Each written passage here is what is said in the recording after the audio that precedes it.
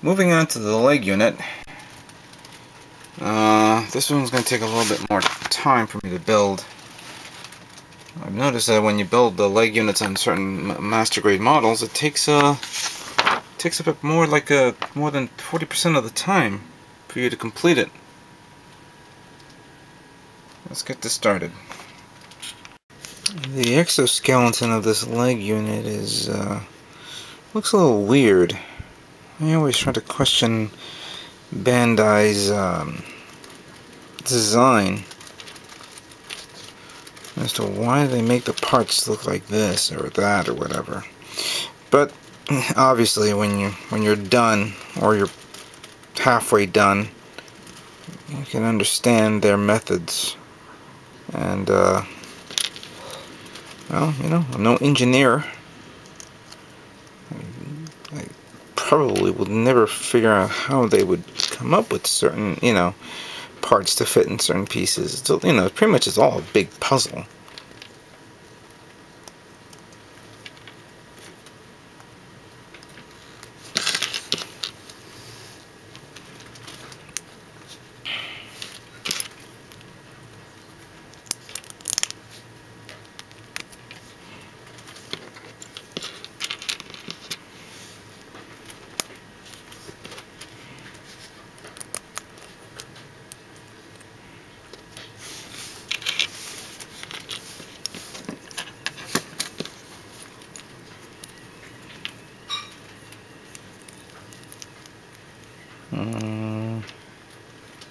How did this go again? Do this, and do that. There it goes. Alright.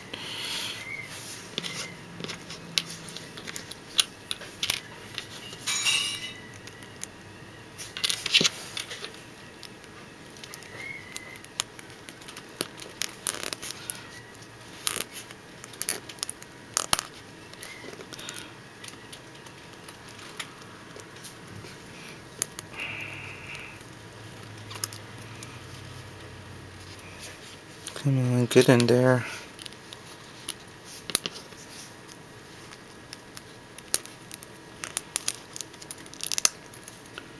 There we go.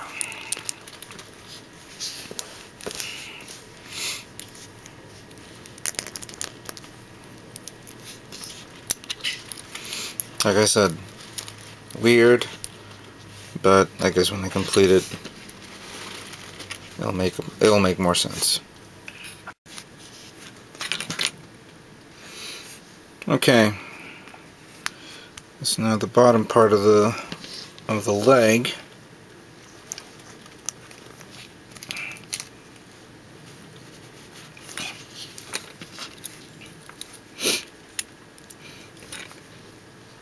You know, lately, when they began making the original master grades, the first kits that I remembered, you always had to put a screw here in the leg for support.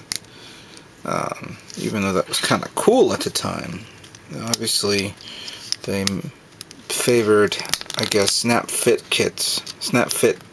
plastic, than getting the old screwdriver and tightening up a leg.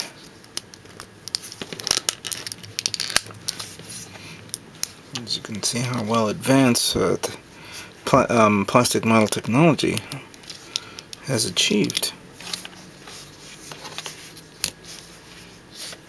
This one goes like this, and it goes like that.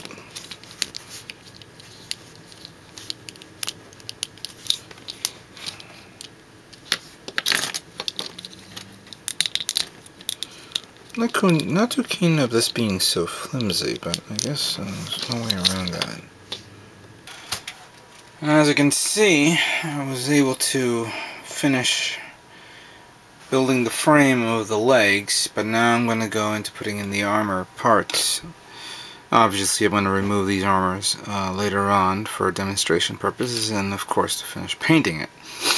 But I just want to at least start this now so you guys can see what these legs look like. First, it's this, the actual joint that connects the legs to the waist. It's very strong, very tight. That's a good thing.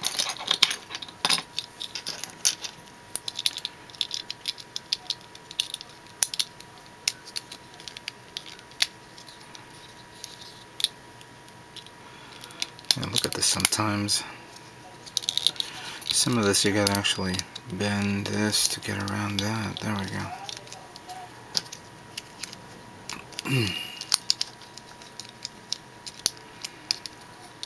Again, I'm still dreading the fact that I goofed this up. Obviously, I should have thought of this ahead of time. But hey, these things happen. Problem is, why that always happens to me? Oh, there we go.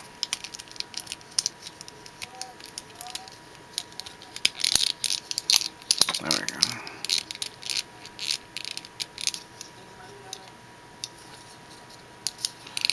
Because this has to go this way, so that way the legs are like this. I found it very odd that it did that, but I guess that's how it's set up.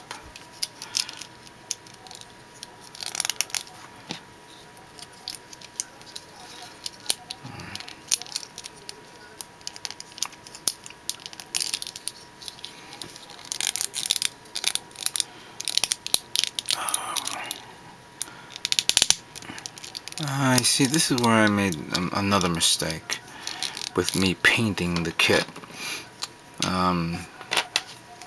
It globbed up here a little bit too much paint, so it's making it difficult for me to squeeze it in the actual leg part. Oh, I can imagine the emails and comments I'm gonna get from everybody saying, "What the hell are you doing? You ruined a good kit." Don't worry, I'll accept all your beatings.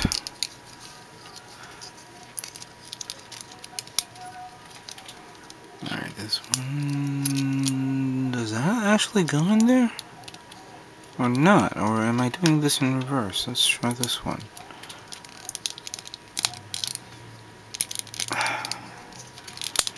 Holy crap, that thing is tight.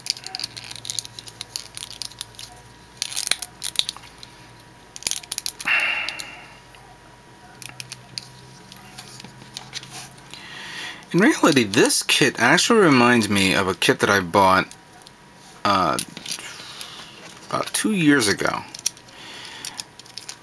Beware of imitation Gundam kits that begin with the word G model. Those are kits those are like companies that somehow bought the actual model of whatever kit that's out there from Bandai, duplicate it on their end using whatever sort of plastic material building.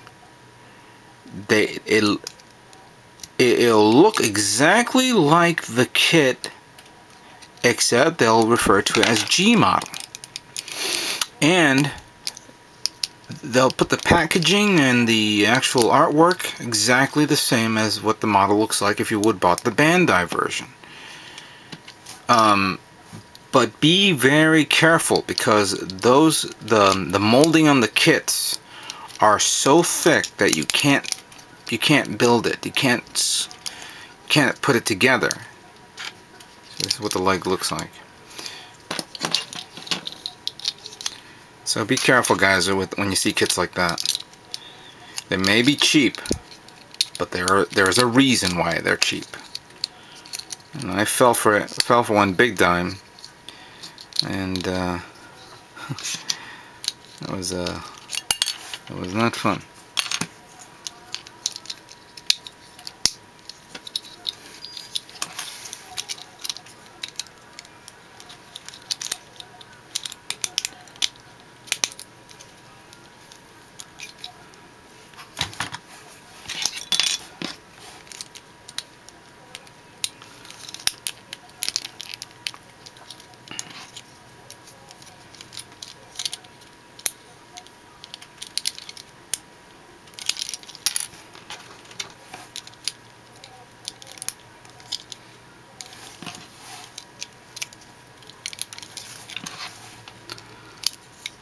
see if this thing gives me the same BS as the other one.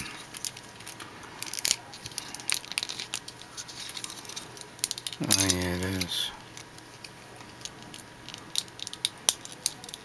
I may have to file this down. Yeah, I'll take care of that in a minute.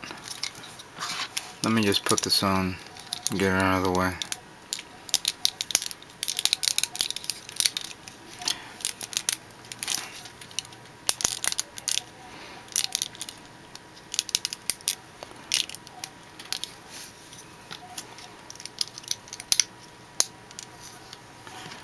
There we go. The rest of the armor and feet are coming up next.